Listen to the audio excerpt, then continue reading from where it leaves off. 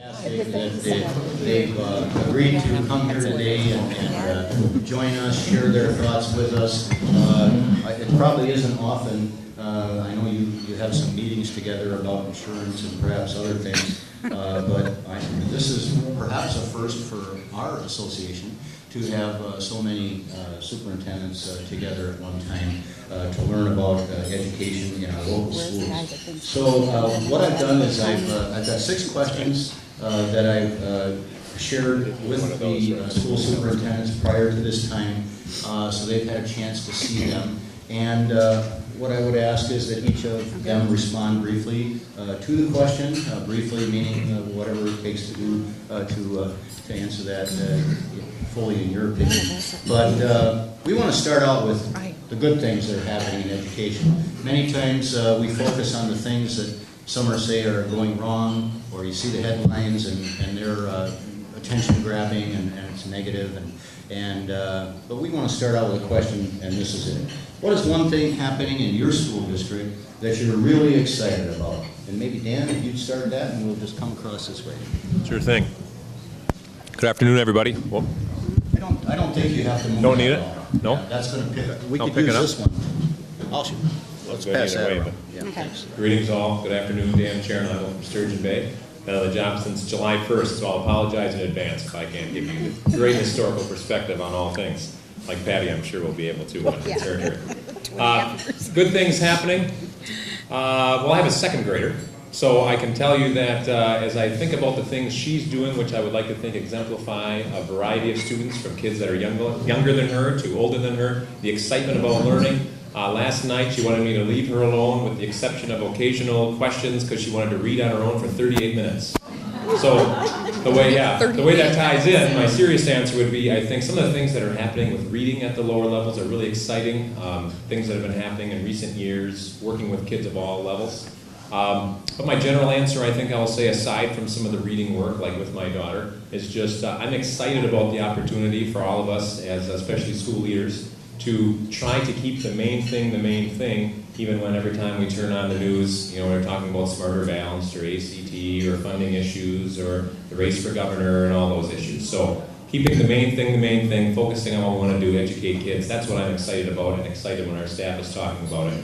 But I'll also put a shout out in there for reading. I'll pass to Patty. Okay.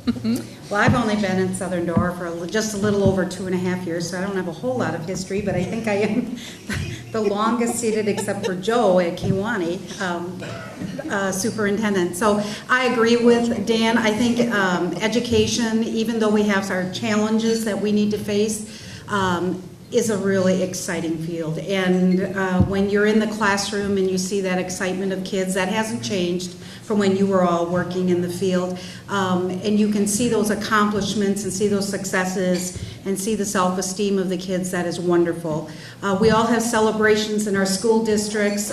We happen to have one individual, Jessica Meacham, who was just named National Rural Teacher of the Year. I think Jessica would be the first person, she is very humble, to say that she's accepting the honor on behalf of all of the educators that are like in Door and Kewaunee County, because she feels she's just doing what everyone else is doing, and that's a fantastic job of educating kids in our school situations. So there's lots of other kinds of great things that are happening, and we continue to work. I think one of the things that I really appreciate about our superintendent's group is that we do a lot of collaboration. We get together, we have fun, we tell each other stories, and we look at ways that we can become more efficient and do even more things for our kids and for our staff by working together. And the old premise that 2 heads are better than one, well, you've got quite a few here that are working together for the betterment of children.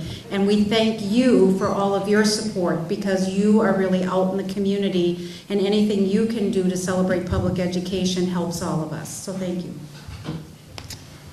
Thanks, Patty. Nick Koshard, Algoma. I too, like Dan, started as my superintendency on July 1. I was principal there as well. I still am principal there, so I believe I'm the only dual role person. I'm high school principal and superintendent. Just want to echo the same things that have been stated before. Certainly education is in an interesting time right now, and it takes a lot of collaboration and work on part of our community and also certainly our staffs and superintendents, because it's a little bit of uncharted territory. I was having a conversation with Dave when I got here this morning just about all the different things that happen. And one of the things in Algoma that I find pretty interesting is, and I talk about all the time, is that I feel like we're reinvesting in education, and that's been a community standpoint. We're building a 35,000 square foot expansion and community wellness center and gym and tech ed expansion, and we're doing things to give our kids opportunities, and part of that is reinvesting in knowing that we have to better the future generations so that we can profit going forward. But there are great things going on in every school district, and I think celebrating all those things and getting that message out to the public is the main concern for me, just because, like Patty said, every time you turn on the TV, it's something negative, and every one of you can name all the positive things, and we all know that 99% of the kids that walk through our doors are doing everything that we ask them to do. Sometimes we focus on that 1% that gets maybe a little bit more attention than they should. So again, positive things happening everywhere, and I think we just need to do a better job of celebrating those and getting that down in Madison instead of what they can cut next, because we need to reinvest in education and not take away. Thank you. I'm Linda Underwood from Sebastopol. I will start ditto.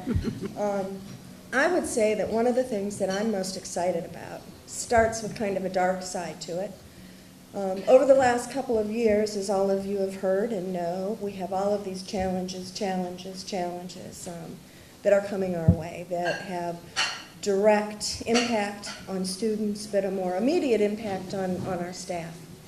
What I am so excited about is all of this worry and anxiety that have built up in me in the last couple of years, that my faith is continually renewed by my teachers, my support staff, and the community, that regardless of what the challenge is, they rise to meet it. They are going to do the right thing for kids, no matter how much change we ask them to make, no matter how that great challenge is affecting them.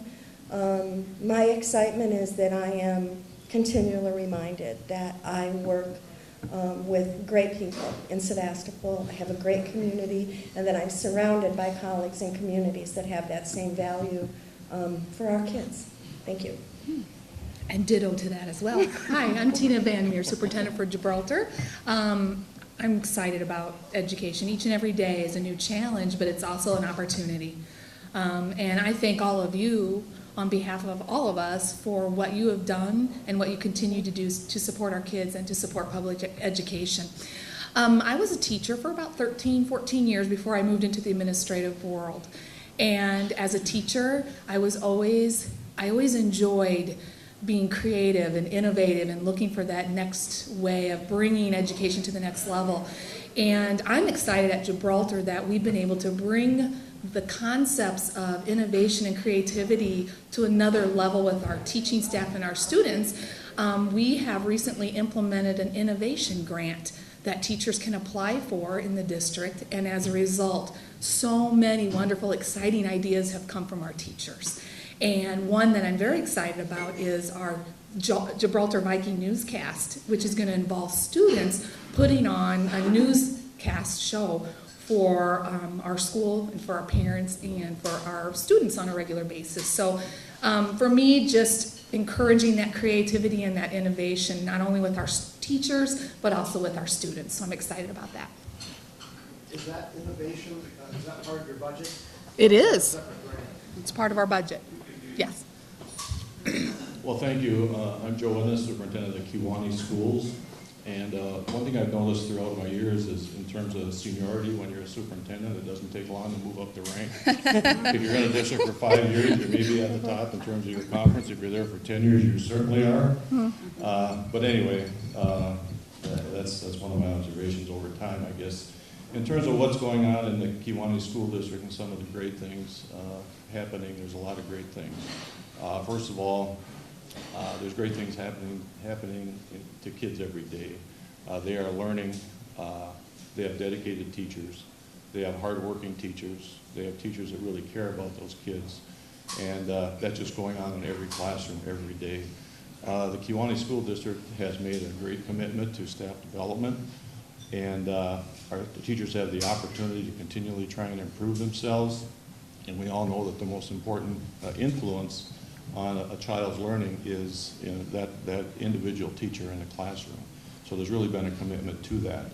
Technology-wise, we've made great strides over the last couple of years in terms of upgrading technology. It's not exactly where we want it yet, but we do have a one-to-one initiative that is pretty much complete, and we've done that over the last 2 or 3 years. One of the things we've just started to do is open up dialogue with our businesses. In Kewaunee, there's several fairly large businesses, Kewaunee Fab, Volrath, Agripur, and over a period of time, whenever, there really hasn't been much dialogue between the school district and those businesses. So we sat down in the first part of August and we started to talk about some things where we may mutually, be able to work together, and looking forward to that relationship continuing and growing. We are in the process of doing a facility study. The Kewaunee School District is in a unique situation coming up where the long-term debt will fall off, be paid up in 2015. So we are doing a facility study, and we have an opportunity, we think, to really do some of the work that needs to be done in terms of upgrades, create a 21st century school. We know that some of the spaces that were developed in the 1960s for education may not meet the bill at this time because of the way we teach and the way kids learn. So we're in the process of going through that study, and a recommendation will be made to the board in December. One of the things I'm really excited about is what we did also was we've really expanded our summer school program. We really didn't have much participation in summer school, but this last year we really concentrated on that. And we have about 200-300 kids that were in our summer school program. And we hope to expand that further because in the Kewaunee School District, about half the kids live in the city and the other half of the students live in a rural area. But I think that there's a real opportunity there to get more kids into summer school and really expand that program. So we're working very hard on that. And that was really exciting to see the growth over in that area this past year. And I just want to comment on one thing that Linda said in regard to the teachers we have in our schools. And I know looking back at it over the years, as I heard people were going to retire, and they were glad that they retired at a certain time because all these initiatives were coming down, and geez, maybe I wouldn't have to deal with that. But our people do rise to the challenge. They do rise to the challenge. We've had Common Core standards, educator effectiveness, and a lot of other changes. But they dig in, they work hard, they're committed to kids, and they rise to the challenge, and that happens year after year. Thank you. Isn't it great that it's hard to name one good thing that's happening in your school district? Yeah, it really is. Thank you very much. The next question I shared with them is, how is your school district approaching the implementation of the Common Core standards, knowing the current political context? And we'll start with Pat this time. Okay.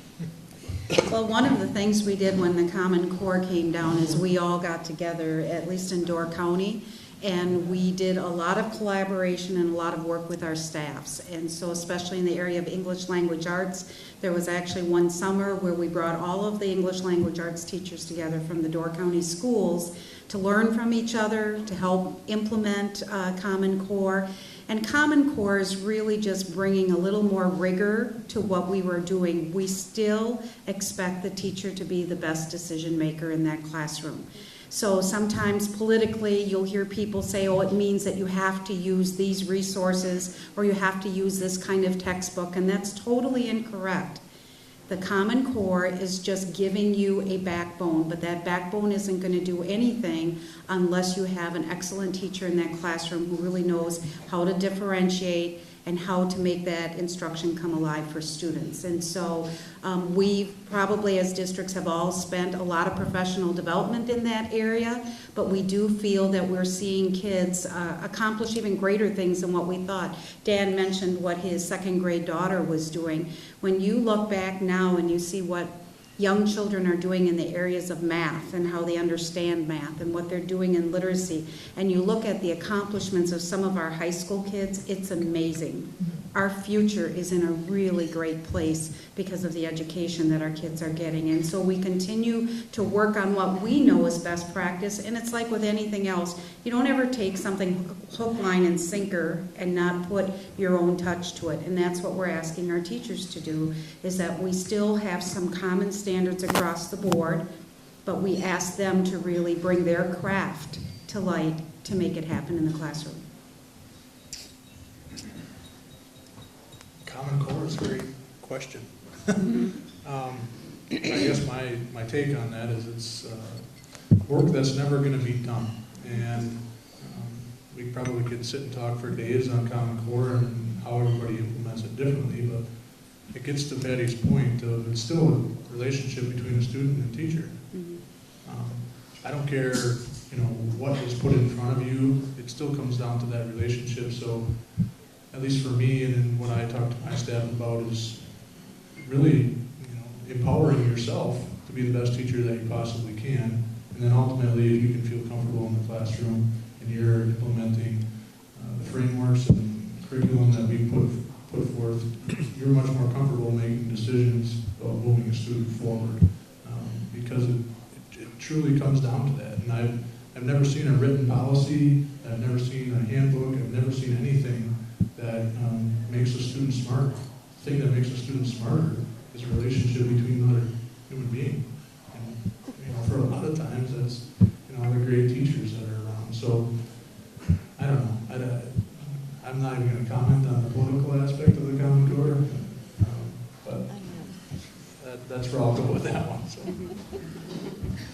I am going to comment on the political. We all know. It's what happens in a classroom. It's the relationship between the teacher and the students. It's the resources the teacher has to use. It's all of those things that make the difference.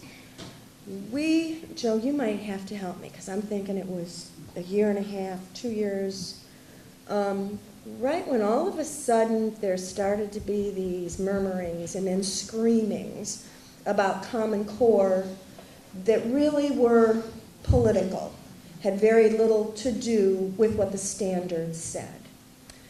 It occurred to me that I didn't want to get involved in that. So we stopped talking about Common Core. We talk about state standards because there are state standards not only in math and ELA, but in our CTE areas, in foreign language, in library media, in all of our instructional areas, there are state standards. So we have state standards. And we put those state standards together with what we feel is important that kids know that they can do and that they're like, with our Sevastopol layer, and create a Sevastopol curriculum. We don't talk about Common Core. If the state standards were called the ABC standards, we'd still use the state standards because they're the state standards. So, yeah, that's my political answer, and I dodged it. Thank you. Well, I agree with Linda. Yes, we do follow the standards, the state standards.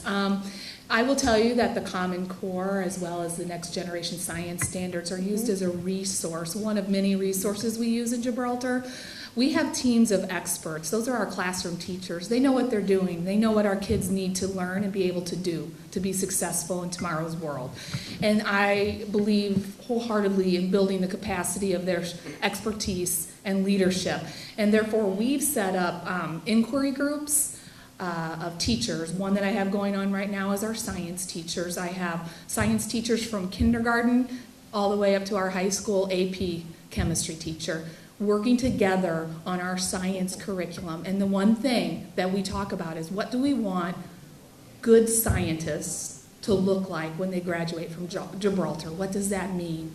And yes, we use those standards as a way, a foundation of looking at what is best practice, what do our students need, and we use many other resources too. The one thing that I would like to add to the political climate of Common Core is I think that there's a discussion that hasn't happened. I have not heard anyone talk about learning progressions.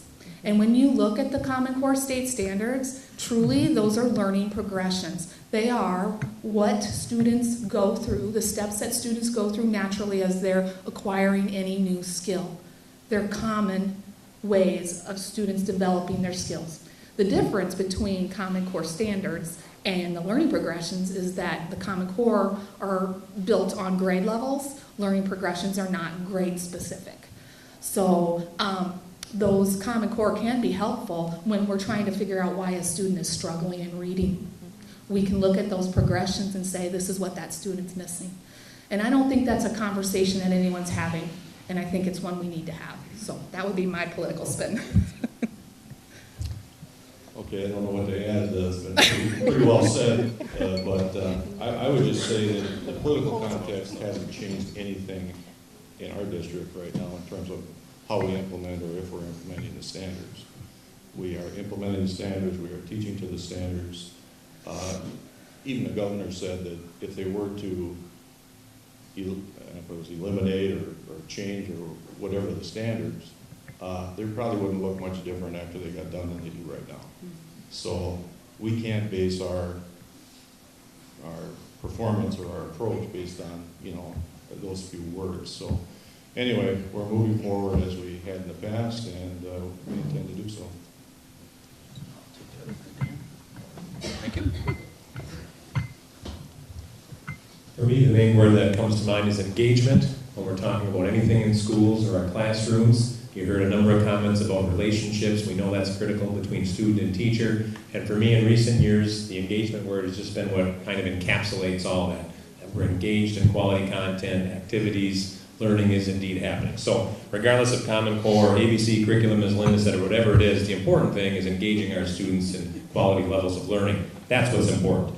As far as a comment on Common Core, one I heard in the past year from an interview was that the concept nationwide is in general the standards certainly are good. In fact, an improvement in many states, some more or less than others when it comes to states. But the person being interviewed made the point that the implementation hasn't been nearly as smooth, and of course a lot of political things have gotten involved, and that kind of has turned into a mess that has gone away from what's actually happening in classrooms and schools. And then finally, again, just back to putting the parent hat on, when my daughter's working on a math sheet, yes, we certainly trust her teacher who's doing a wonderful job with her already, and the things that have been prepared, but across the bottom of the math sheet lists the aspects of the Common Core, the skills in essence that she's working on. So if a person really wants to know more or is curious, where does this sheet come from? This looks different than when I was in school working on math, which in many cases it does. There's a context that it points to. So just a different perspective I thought I'd share.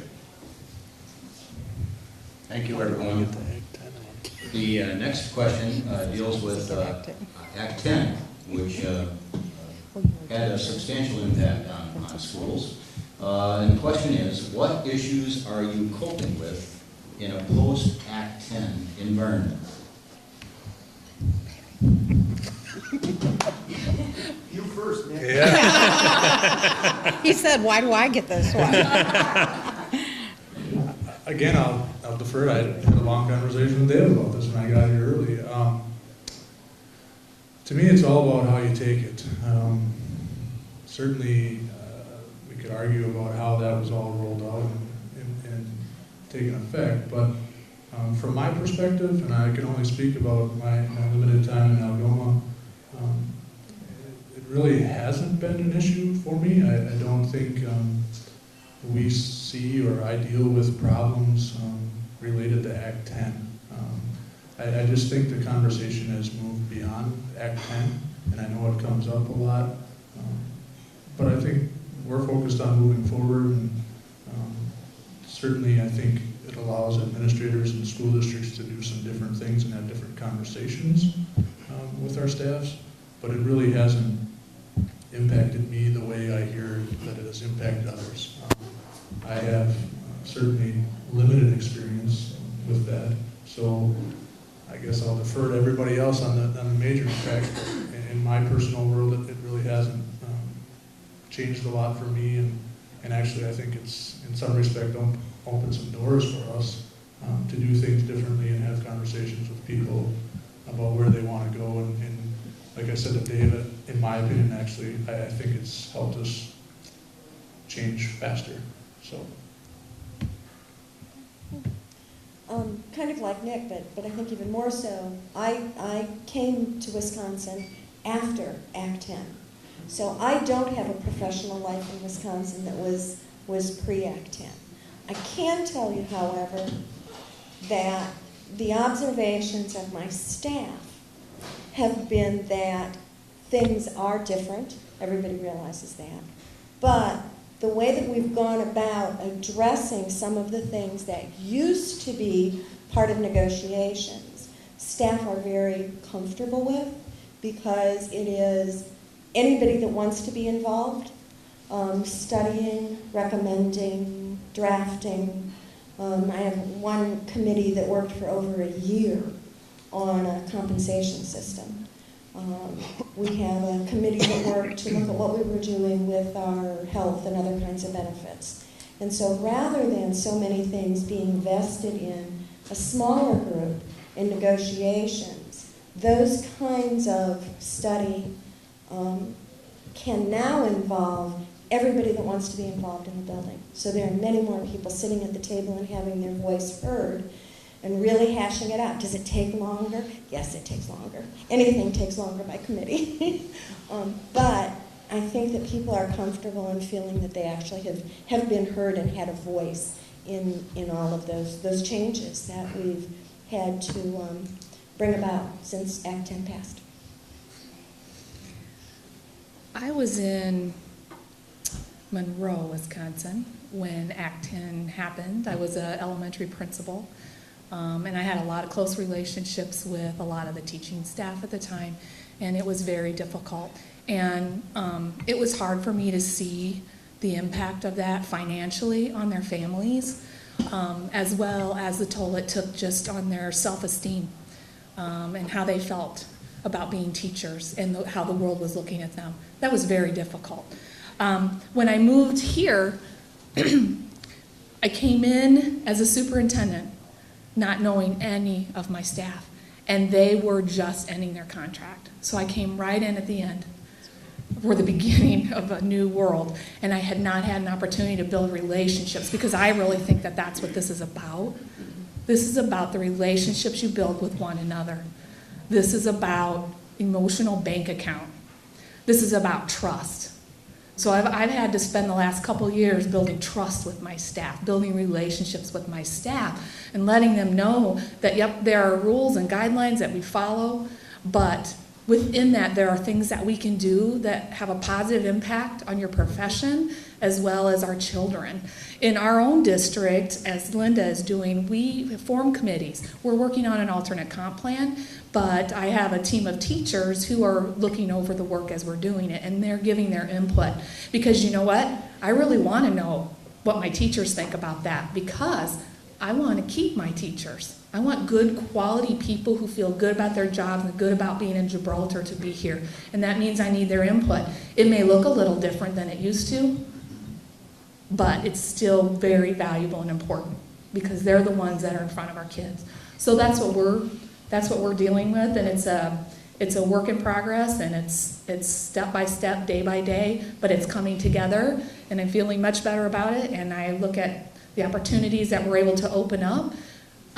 There were a lot of sacrifices that were made, and I can't change that, but what I can do is come up with new ideas to help support our teachers and our students.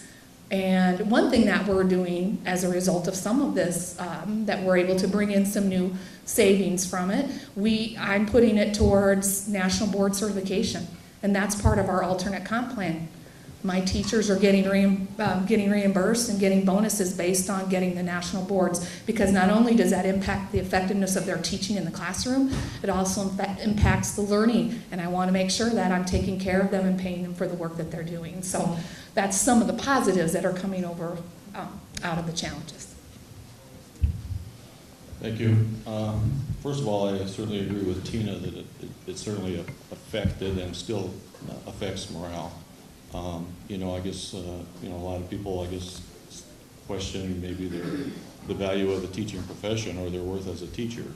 And that's not something that's going to, just go away overnight. It's going to take a long time for that to dissipate, I guess, if it ever does. But I think, beyond that, we're not seeing the number of candidates for our vacancies at this point. Even like elementary positions where there used to be, we used to get 100 applicants for an elementary opening, and we're not seeing that now. So I think part of that is due to Act 10, and there's certainly other positions, career and technical ed positions, a tech ed teacher, an agriculture teacher. We're just not getting a good number of applicants for those positions. And there's more movement now. Teachers have been pretty much, frozen, I guess, at a certain salary, or maybe gotten small increases over the last 2-3 years. And so they're all looking. And those that can go are finding, in some cases, a substantial salary increase, if they go to another district based upon whatever criteria they have. So, we're seeing more movement in that regard. And I think one thing that Act 10 has done, which is really, I guess having been around for a while, all the years we bargained and, through the collective bargaining process, we had, some very difficult times. And of course the union represented their teachers, and their job was to, get the type of settlements that people could live with and have a good wage increase. What's happened now is that I think it's been more incumbent upon the school boards and the school districts to come up with ways to compensate staff so they stay in the district and are compensated fairly. So that's a challenge to us now, is how are we going to keep people? How are we going to be competitive?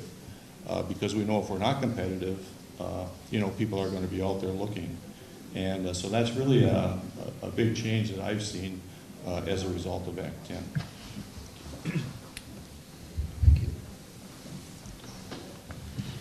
Now it's my turn to say ditto to some of the comments that have been made already, so ditto to that for a variety of reasons.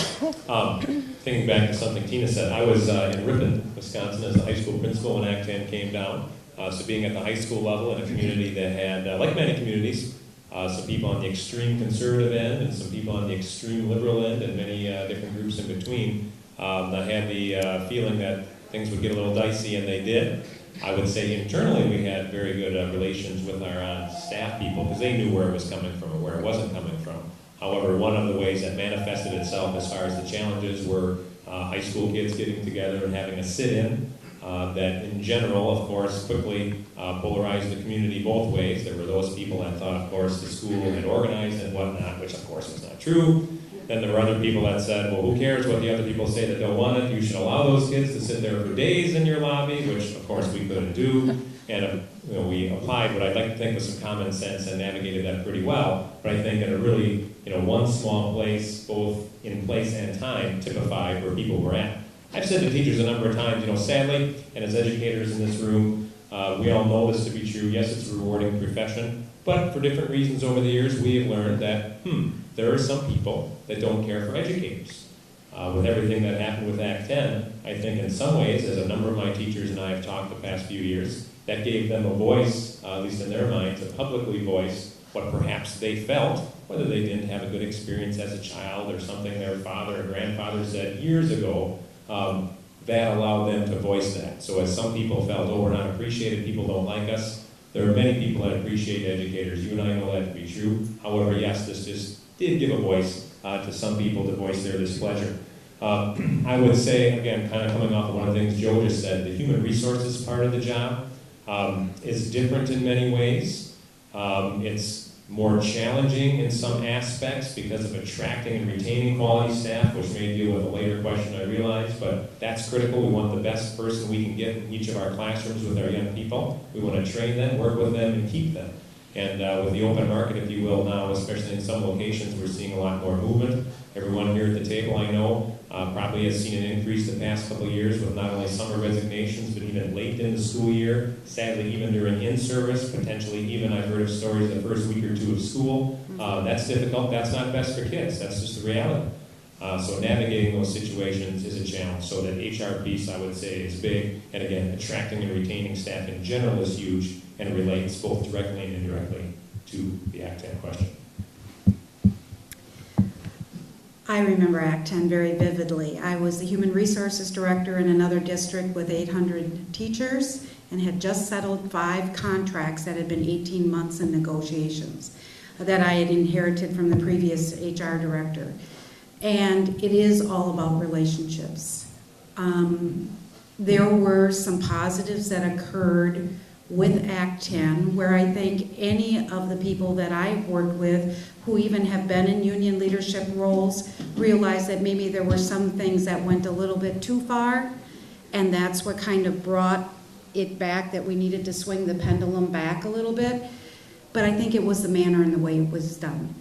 We all want to be treated like we would treat others, or they would want to be treated. We do that with our kids as educators every single day in the classroom. We do it with parents. They're coming in all upset. We're there to meet their needs. So I think it was even more harmful to the self-esteem of educators to be treated so differently than the way they treat other people. And I'm not taking a political stand one way or another. I just don't think it helped. The other thing that in my many years in education, the Gallup polls would come out, the Phi Delta Kappa polls would come out, and they'd always say, what do you think of your child's school and the education they're providing? And nationwide, they'd be B, might be a C plus or something like that. But almost to a T, when they would look at a local school district or a local elementary school or high school, parents and community members would say, not in our backyard. We have one of the best school systems around.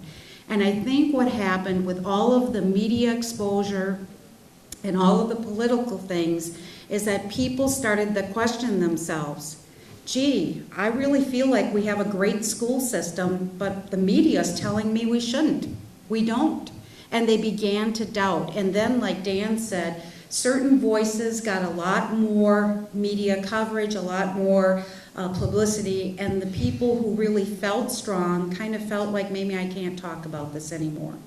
I think we still have very strong communities that support our schools, but it is something that we need everyone to say, we're not going to let other people make up our mind. I mean, it happens in our government elections. People, and that's what we're trying to do with our children in our schools, is to educate children to think for themselves and to make their judgments based on information that they've sought out or data that they have. Some of the things that happened in Act 10, yes, gave us as administration, and would even, you would have educators and support staff would say, have given a lot more flexibility to either make changes when they weren't feeling right, to make them better for everybody, or to bring innovations in, or to do things like that, or to use our resources in a different way. But what happened at the same time that that flexibility was given to school boards is the state funding level got cut for every one of us. Now, if the state funding had not been cut, it went from $500 a student down to $0. If it had not been cut, you wouldn't have seen the kinds of actions that needed to be taken to balance budgets. It would have allowed the flexibility. We still would have done the things like maybe looking at our insurances and different things like that. But all of a sudden, districts were like in a double whammy position. We now have to follow these rules, and we have less money coming in. And so I think that's what made it very difficult as we were trying to move forward. The other thing I'd like to emphasize is that whole relationship piece. It's kind of like you have your family, and your family operates in a certain way with relationships, or you had that as teachers in your classroom, and all of a sudden people start dictating how you should act with your family. And I think the important part is that we want to do things with people. We don't want to do things to people. And there were a lot of things that maybe were done to people, and they felt that they didn't have a voice. And that's not what our democracy was based on. And so I think you've heard from all of the superintendents here, we are making things work. Our staff are rising to the occasion. They realize that things are different, but we are making things work because we're having those conversations with our staff members. We're asking them to help us be problem solvers, and we don't have all the answers. None of us do, but we are a lot stronger if we can work together on something rather than polarizing. And so I think we just need to get back to our local communities, valuing the education like they do, and just let some of that political stuff, let them figure that out on their own and not let that color our perspectives. And as educators, the best thing we can do is continue to do a great job with our kids here in Door and Kewaunee County, and to be able to show people that, yes, we have great schools here across the board. Thank you. Get some great insights here. Thank you very much. Our next question, what is the free and reduced lunch picture in your district and over the past 5 years? And what impact is it having on student growth? Are you related to Julie Underwood? I taught her everything she knows. Oh, yeah. Thank you. My younger sister. Dean of Education at UW-Madison. University of Wisconsin. Yeah. And I did. I taught her everything she knows. She'll admit it. I believe that. What was the question? Something about free and reduced lunch. Oh, got that. Okay. Our free and reduced lunch rate has increased every year and continues to go up. We are, probably when we get to the end of the month and do our final count, we're probably 51, 52% in our elementary school. Taken across the whole building, we're at just about 40%, because as you know, when kids get into middle school and high school, it drops off because they don't do those applications. That gets into, as Patty touched on, our real problem with financing in Wisconsin. In Door and Kewaunee counties, you have 3 school districts that are what I call out of formula.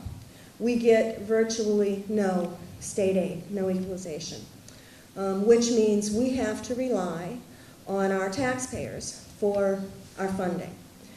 And the reason it's that way is because we have very high property, low enrollment, which means we have a lot more money in terms of the value of our property than other school districts in the state. But here's what's not taken into consideration and why this is part of the free and reduced lunch conversation. In our school districts, property in Door County is worth a lot of money when you sell it. If you're a farmer, you're property rich, but you are cash poor. And what's not taken into consideration in Wisconsin's finance formula is income at all in any way, shape, or form. It's not based on an ability to pay. It's based on property, period.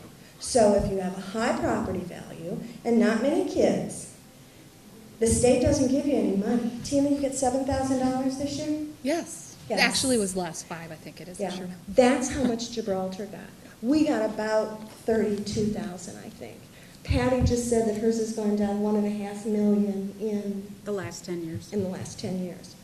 So as our free and reduced rate increases, which means the needs of our kids 24/7, 365 days a year, as those needs increase, our ability to meet their needs is more and more strapped. That's the problem. We also have, free and reduced, we have large numbers of ELL students. We now have more than a full-time ELL teacher at Sevastopol. And of course our students with disabilities. So we have kids that need so much more year after year after year. And we have so much less to meet those needs. It's got to come from somewhere. And that's the problem that we all face. End of speech. Ditto, and I could not have explained it as well as you just did. I will say something that might surprise people who don't know about our area. People often look at Gibraltar, and I know this because since I've become the superintendent, it's been a joke about how wealthy we are, how much money we have, and believe me, we don't have gold-plated water fountains, and you can come see my school anytime, and it looks like anyone else's school.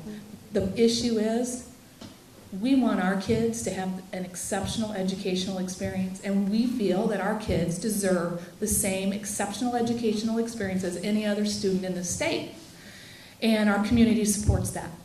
And it's a good thing because we rely on our community to support that. And it costs more to educate our students because of our location, because of the funding, but they still deserve those quality experiences. So it's not because we're wealthy, it's because my community supports demands that we need to make sure our kids have an equal education.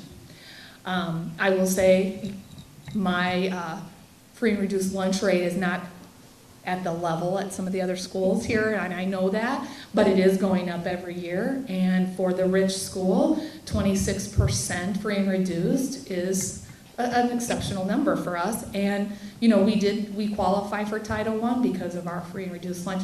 I think the other part of the question was, too, how does that impact student learning and achievement? We're continually looking at the gaps. We know poverty has an effect on student learning and student achievement. When you come to school and you haven't had breakfast and you're worried about where your next meal is, or you don't have, it's winter out and you don't have the right clothing and you're cold and you're hungry, it impacts your learning.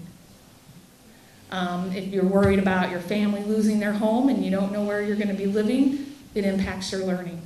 And as teachers, our greatest challenge is to make sure that when they're here, we're loving them up and we're helping make up for what they're experiencing outside of the school door. Because we are still responsible for their learning, and we know that what we do for them will impact their future and will change their future. And that's what's so wonderful about the jobs that we do. I can't say it any better than that. Kewaunee School District, we have about right around 27% of our students are on free and reduced lunch, and that's not high comparatively. If you look at our CISA area, I think we have 36 school districts in our CISA, so we're about right in the middle of the pack in terms of free and reduced. But like was said, you know, the higher that goes up a little bit, every year. The more it goes up, the more issues you have with, remediation needs, intervention needs, and those sorts of things. And then, of course, where do you find the staff to, be able to do those types of things? So I think it's a common problem in a lot of school districts, and no different in Kewaunee.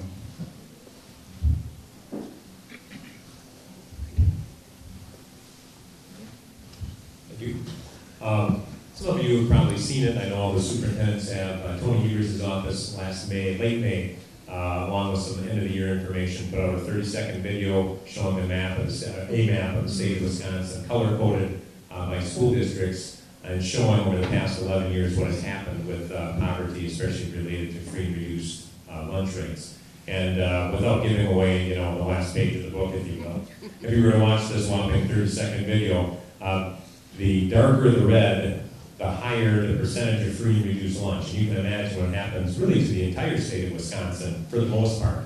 And certainly if you're looking in this kind of northeast Wisconsin area, you're going to see some trends as the orange gets darker and darker and the red and then darker and darker. In Sturgeon Bay, we've been over 40% free and reduced lunch since 2010. I think we have a couple of retired educators here, at least in the room, that probably remember that. So that number certainly has been higher sooner than some.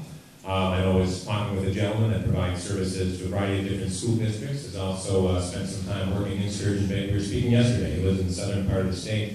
Was talking with me a little bit about some challenges and was really quite shocked. And again, this guy works with schools, school districts, superintendents, supports in different ways. He was shocked to hear of the level of poverty that we have up here in Door County, specifically Sturgeon Bay and in our case. He said, yeah, he just doesn't think most people have a sense for that. They think of Door County and they think of a beautiful place to visit and they think of the yachts and the water, and that's all true and great. And overall nice quality of life that we have here. That's part of the reason my family moved here. But we have more and more students, as each of the superintendents has pointed out, that have more and more needs. As much as we want to make sure we don't put anything in the place that widens the gap, rather narrows it, as we hear quite often, it's getting harder and harder to be sure. I know at the elementary level, our 3 elementary schools, if you will, K-5, are doing a book study, Teaching with Poverty in Mind. Some of you maybe have heard of that. They're doing that this year to help not because doing a book study teaches you anything in and of itself or gives you the strategies, but creates really a better understanding for where some of our students and families are coming from, how we can support them. It was great. The parent-teacher group is the group that purchased those books, and we're going to be having some members of the elementary staff report out, I know, to our school board in Sturgeon Bay a couple of times throughout the year about some of those kind of ahas, and then lead toward what else can we do to better support some of our students and families. At Southern Door, our poverty rate in our elementary school is about 38%, and then just like shared by some of the other superintendents, overall in the district it's about 32%, because as the children get older, less and less fill out the applications. I think sometimes there's a myth about poverty. People in the general public tend to think it's only generational. And it's, if you're once a poverty family, you're always a poverty family, but there's really two different kinds of poverty. There is the generational, but there's also there, but for the grace of God, go any one of us. And we do have families, and maybe they've been tied to the shipbuilding industry, to the farming industry, or whatever, and all of a sudden both parents lose their job, or they lose their income, or a tragedy befalls a family where one of the parents can't work anymore. And that's why that system is in place, is to help those families. We all pay taxes, and those taxes go to the federal government, and that support is there for our students and for our families if they need it when the time is there. And for some of them, it is something that it's gone on for generations, but for others, it's very situational. Our job in public education is to help break that cycle and to work with our students and help them find goals and help them become college and career ready so that they can break that cycle and they can provide for themselves. But a lot of that goes beyond just your 3 R's, goes beyond the standards. It goes around educating the whole child and being there to help that family and to help that child be successful. And so in our schools, we do a lot of collaborations with our social agencies at the county level, with Boys and Girls Clubs, with YMCAs, with Big Brothers, Big Sisters. We're all in this together to try to help our children be successful, not only academically in the classroom, but also as citizens that are going to go out and are going to be in the world taking care of us as we age and move on. So it's a continued challenge. We also are probably seeing things now that when I was going to school, we just didn't have names for some of the learning issues that students had. Now we know more, have more strategies, so we also know that we now have children in our schools with special needs that, probably 20 years ago would not have survived if they had been born early. So they're born prematurely, they make it, many of them are miracle children in their parents' eyes, but they come to school and they have some learning difficulties because they weren't able to make it the full 9.5 months. And so that's just the reality of the students that we have today and of the way the world is today. And so the challenges are always there, is how do we treat each child as an individual and help them be the best possible person that they can be. How can they be successful? How can they grow up? How can they accomplish the dreams that they have? Because we all know when that baby's first born that everybody's full of lots of promises for that child. And we just need to sometimes help families and help those students believe in themselves that that's possible for them as well. I'll take a little bit of a different stab at this one. Algoma, the elementary's close to 60% free and reduced. High school, middle school, district-wide, about 40%. One of the things that we're pretty proud of what we're doing now in Algoma is we're developing nutrition centers, and that came out of basically a look at our district and our community as a whole. We partnered with Bell and Health for an initiative called Healthier Algoma. And when you look at this, and as I'm sitting here straight across from the TV, and it's all about sports center and athletes and all this stuff, okay? And our kids are measured just like every athlete is. So they're being tested every day, they're asked to, all these different things, and then I look at it and they walk in the door and they haven't eaten breakfast, they probably didn't eat supper, they didn't get any good food, and then I look at school lunch programs and I'm mystified at what's on there sometimes. And we're asking our kids to perform at a peak level, and and we're not necessarily providing the stuff that is required to do that. So from an achievement standpoint, I know firsthand that what you put in your mouth is what you get out of yourself. So kids that are really struggling and have some of those needs, we have a pretty dedicated effort in our community and in our school to make sure that they get the fuel they need to perform well, because it truly is. You can't ask a kid that hasn't eaten 3 meals to come in and do well on a test 8 o'clock in the morning, or for that matter, do a good job in the afternoon at 2 o'clock. And it's asinine. So there are challenges associated with that, but I think it goes again to what we've said a million times today in this panel, that our communities are going to step forward, they're going to look at a need, they're going to address it, and they're going to do the best that they possibly can. And I think every community is going to do that in different ways. So I kind of enjoy this because I'm learning a lot about the other school districts and what they're doing as well. But we all have our unique take on handling certain challenges that we have. Thank you very much. This question is maybe thinking about what the public doesn't know. So what is the most important issue in your schools that the public needs to know? Two things have jumped out on this question for me today, just listening to everyone on this panel. And I won't go into great depth because they've already been explained very thoroughly by our superintendents here. One thing that I think is important that maybe people are starting to understand, but it truly takes a lot of knowledge and skill to get the impact of the financial situation. Fair funding for all schools.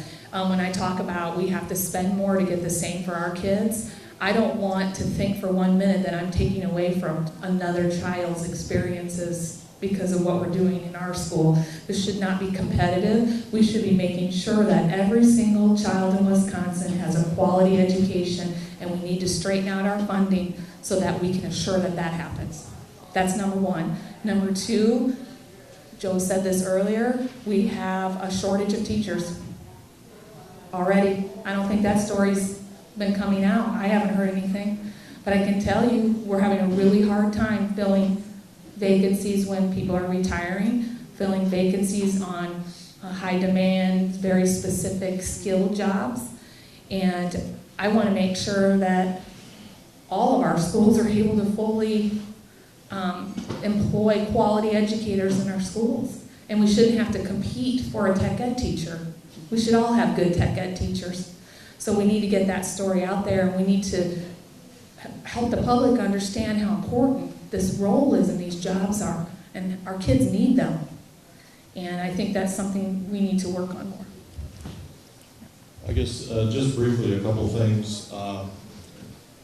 Public schools have been around for a long time, and I think if you look at our country today and what's going on in terms of people not getting along so well, diversity issues, economic issues, we need public schools more now than probably ever, because there's no other institution that brings everyone together to work together, to learn together, to live together for a while.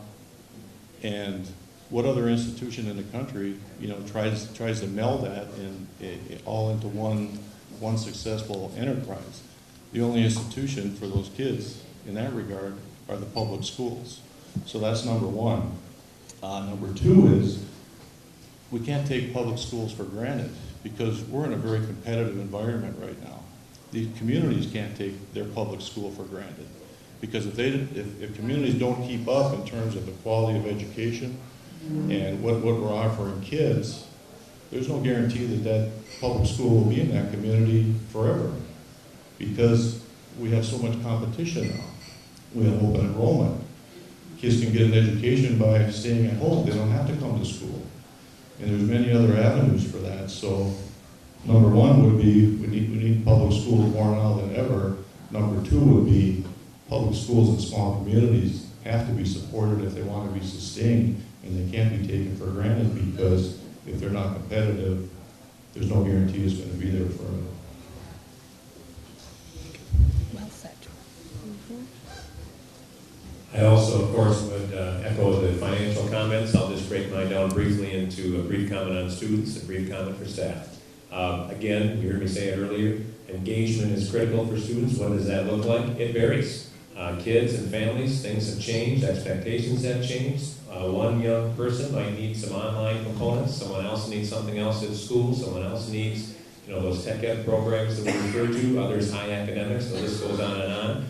But having the funding to properly engage students of all ages and all levels and abilities is critical. And from a staff standpoint, again, you've heard it from us already, the ability to attract and retain staff, first of all, is critical. And second of all, the ability to give our staff the skills they need to be able to engage students at a high level is critical. And sadly, just as in, say, Fortune 500 companies, the most successful companies have a lot of money they spend on R&D. What do we do in education? We spend very little on R&D. In fact, if all 6 of us wanted to pump a bunch of money into that this next year, we'd probably all be looking for jobs next year.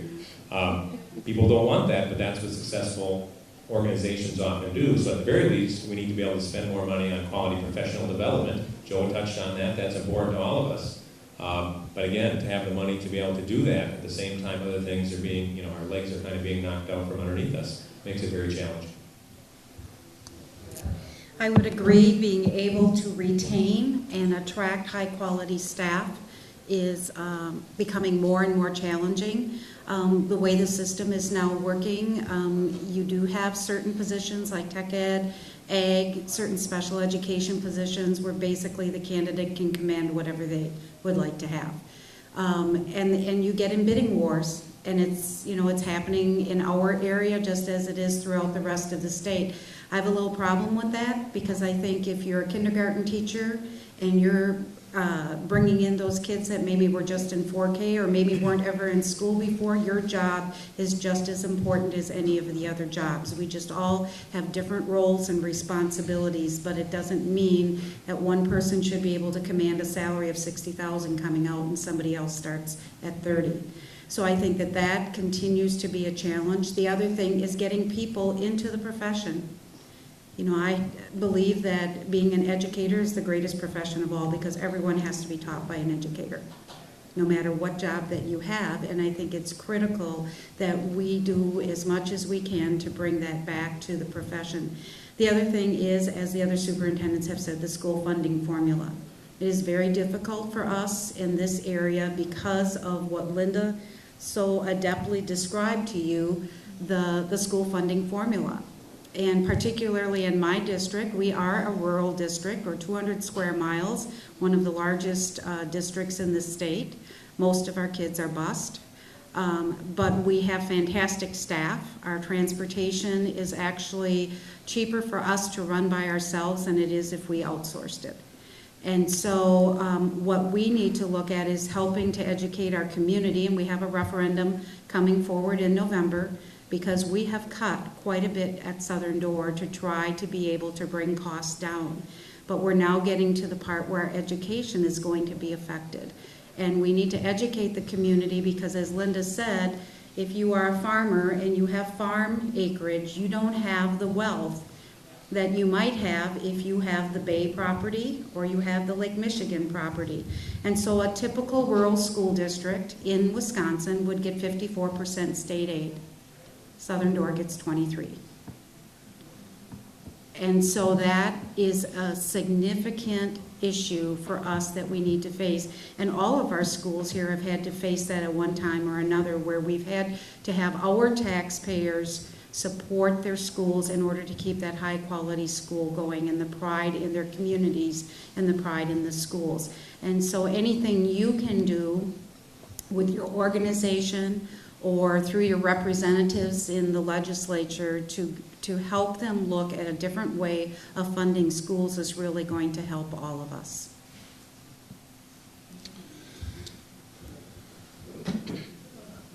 I probably can't add anything to what everybody said. I think we all live in those same situations, but the one thing that comes to mind is, for me, is education's changing.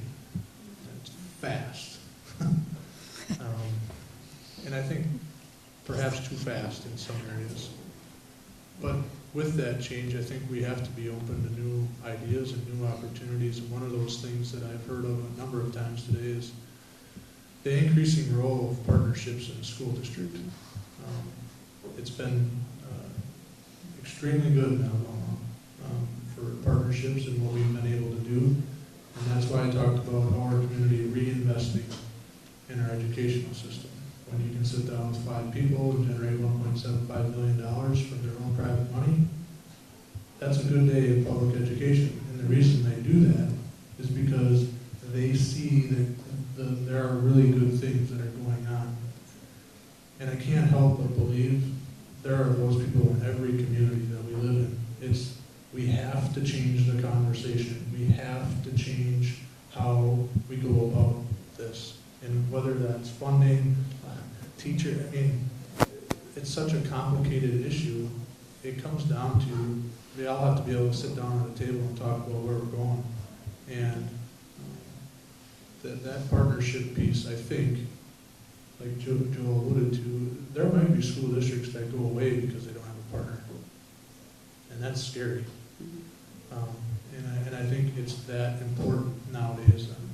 Speaking on behalf of myself, there's no way, absolutely no way, that we can do the stuff that we're doing right now without private partners. Can't happen. So I think the job of the superintendent has changed.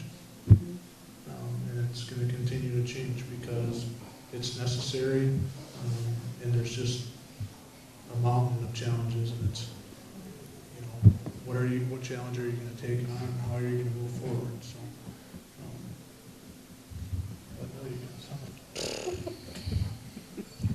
I'll start with, I am so proud to be, and we really haven't ever sat in a line like this and talked with people. And this is such a thoughtful and articulate group. It really, you guys are just wonderful. Thank you for being all of us together. Anyway, if I could just talk to the woman on the street, it would be about people who work in public schools. I'm in my 41st year. My mom was a public school educator. My dad was a public school educator. They each had parents who were school board members. But both my mom and my dad were the first person in their families to go to college. So, it's that kind of tradition. And I know without a doubt, people don't go into public school work to make money. They go into public school work because they love teaching, or for those of you who have been in interviews before, where they say, well, I just love children. But people work in public schools because of engagement, their need to be engaged with kids, because they feel that they can make the kind of contribution, that they can make a difference in a child's life, that they can be important in the life of a child. They don't go into it to make money. And for public schools to have been demonized, and for public school workers to have been so criticized, is so ironic, because the minute there is any social ill, our society turns to the public school to fix it. Shaken baby syndrome, we're going to require the schools to teach kids about it. Drugs and alcohol, we'll require the schools to do something about it. Teenage pregnancy, human growth and development. Get them ready for college, get them ready for careers, give them breakfast and lunch, make sure that they have coats and boots. The schools, and childhood obesity. Let's not forget that one. Any time over the hundreds of years that public schools have now been in place, any social ill, immunizations, flu, delivered to the school to fix. And we don't go into public school work for the money. We go there and we accept all of those challenges because it is a calling, because we do love kids, because we want to make a difference with people who feel the same way. It's just become more difficult because there are greater needs. So that's what I would say. I don't know anybody who went into public school work for the money. We're there for the kids, and don't you forget it. Wouldn't you like to partner with me on that? Can I make a comment about that part of it, though? Yeah. I agree with everything you said, but when you have a family of your own, and you can't support them the way you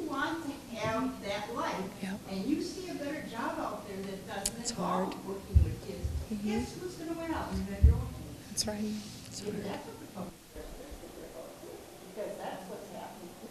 I don't know. A lot of passion at this panel from the individuals, a lot of thoughtfulness, a lot of sharing of information. I'm glad that this was an opportunity for you to share with one another as well as with us.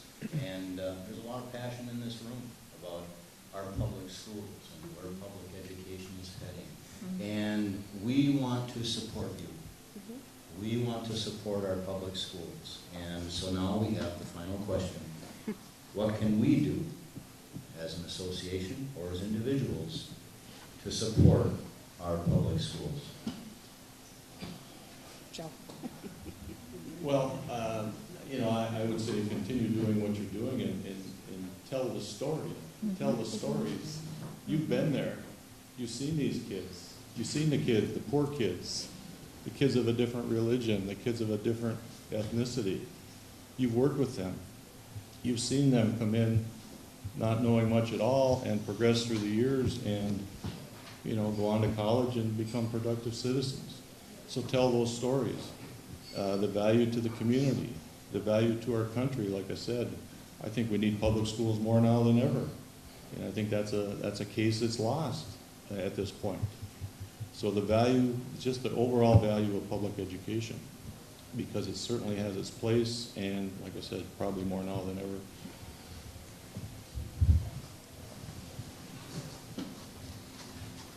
Certainly agree with Joe. First, thank you all for being here and being part of the organization and giving us a chance to come visit with you a little bit here today. Continue what you're doing, continue meeting, continue conversing, continue the dialogue in general. I would totally agree with that. I hadn't thought of this before, but it just flashed into my mind moments ago. A previous mentor and supervisor of mine would often talk, especially when times were tough, about his father, who passed away now just a couple of years ago. But his father and his father's generation, the greatest generation. And things that they did when things were really needed and when times were tough to make a difference, not only in their local communities, their states, but their country. The degree to which they took on burdens and worked hard and established systems that are still in place to this day, and in many ways probably taxed themselves at crazy levels, at least in the mind of many people today, to do what needed to be done to make sure those communities, states, and our country would be in the proper position in the future.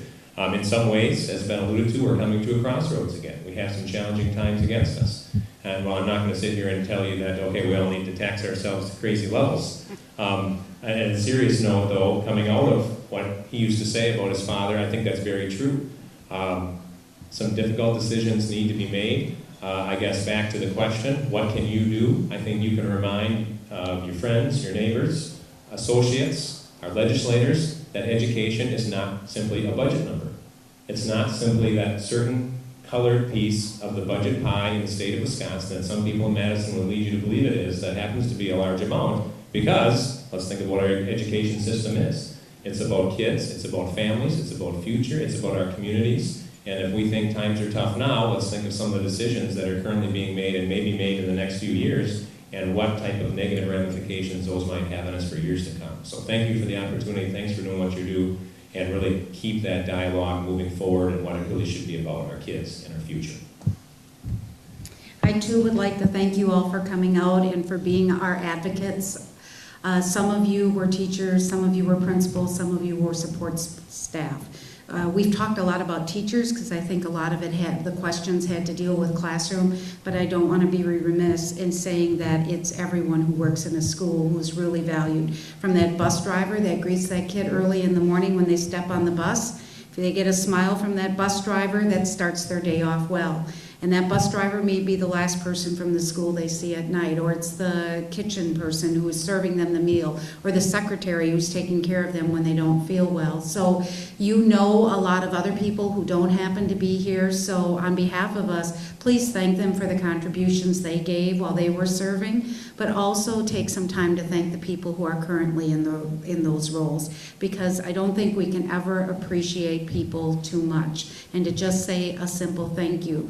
I thank you for your advocacy going forward, however you choose to get involved. For some of you, it may be more in the political realm. For others, it may be supporting your local school. For others, it might be volunteering in an agency that we partner with in our schools that helps our kids. All of those things are really important to help us out. Franklin Delano Roosevelt said, "We cannot build the future for our youth. We have no way of predicting what tomorrow is going to bring. But our important role as a nation is to build our youth for the future." And that's what we do in public education. And I agree with Joe, we probably need public education more now than what we ever did. Again, thank you for coming today. I guess that brings me to my point. Got here early today and I saw Mrs. Jessie, she was my teacher. I saw Susie, who was secretary of the school and I was in school. I wouldn't be able to sit here if I didn't go to Southern Door. It's a public school. Certainly, if you'd asked me in 1999 if I'd be a superintendent, I'd probably all laughed. Maybe some people still are. Susie and Judy, do you have some stories? But I guess it's an important choice, and that's the thing that comes up for me is we all have a choice. And when you're sitting down for coffee or you're sitting at a relative's house and you have somebody talk about public education in a bad way, don't be afraid to stand up to them. And I think that groundswell of positive backing from people that have done it, that have been in the trenches, that know what it's about, and that support it for everything that is good of it and everything that's not maybe so good of it that we need to change. Just being honest about how we move forward, I think, is important, and we all have that choice. You can all sit and huddle around your coffee and not say a word to the person that's bashing it, or you can say, "Yeah, I don't agree. And here's why." I just don't think that story is told very often about why it works and what it's done for people. And I think if you sat around and looked in your community what your public school has done for your community, you may be astonished at all the amazing things that have come out of that building or buildings. And I think we have to be grateful for what is there and the opportunity that we have, but we also have to be very, very responsible in how we move forward, because I can't tell you what's going to happen next week, I can't tell you what's going to happen tomorrow, but the only thing that I know is that you're defined by what happens in adversity. And when the rubber meets the road, stuff's going to happen. And I'm comforted to be in the area that I'm in, and I see school districts, and I go through it myself, through challenging times. And the thing that comes out of it, though, is we're still here. We still weathered the storm. So that tells me we're stronger. And I think the more that message gets out, like, you can hit us, you can beat us, you can take it this way, you can do that, you can do this. We're still here. We're still educating everybody. We're still doing the things that are right. We're not picking, we're not choosing, we're not denying, we're not doing any of that. Kid walks in our door, we put our arm around him and we say, let's take a journey, and that's what we do. So that conversation needs to happen a lot more than it does now. And education can't be a back seat. It has to be in the front seat, and we have to drive the conversation. That's my thoughts. Pretty good for a first-year superintendent. I will do both a micro and a macro request. The micro request is volunteer at your local schools. We have a Star Catcher group largely made up of retirees who make a huge difference in the lives of our kids. They work with them one-on-one. So if you just want something to fill your social calendar, give us a call and we'll set you up. Schools can always use volunteers. The macro request is tell the stories, like Joe suggested. People listen to those stories, speak to them, tell the stories. Be an advocate locally, at the state level, in your other social organizations, in your churches, anywhere you can. Be an advocate for public schools, because we need you to advocate for our schools, for our teachers, for our boards, most importantly, for our kids. And the last one is help people become better informed. There are so many urban myths out there about schools. I mean, it just amazes me the things that people think schools do or don't do. So if you hear misinformation, take the time to correct it. Share your knowledge with people so that people at least have the opportunity to make an informed decision rather than making a decision based on legend. And again, thank you for inviting us. Wow, so much has been said already about this question. I would just tell you, without going into the details, because you already know them, without knowing them, Mrs. Lieben, my 5th grade teacher, changed my life. Public education opened up doors of opportunity for me that I would have never had without it, and that's what builds our democracy. And you sitting in this room, you know those stories. You keep hearing tell the story, but you know them.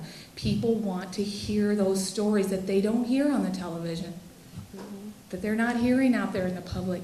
Tell those stories, whether it's in the beauty shop or if it's in the corner coffee shop, wherever it is, to whoever it is. Spread the message.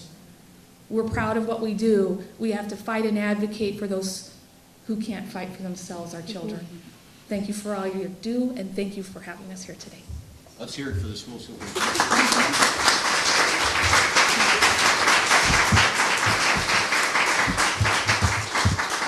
Again, on behalf of the Kewaunee Retired Educators Association, I want to thank you all for coming today. Just wonderful information and great interaction. So thank you. At this time, what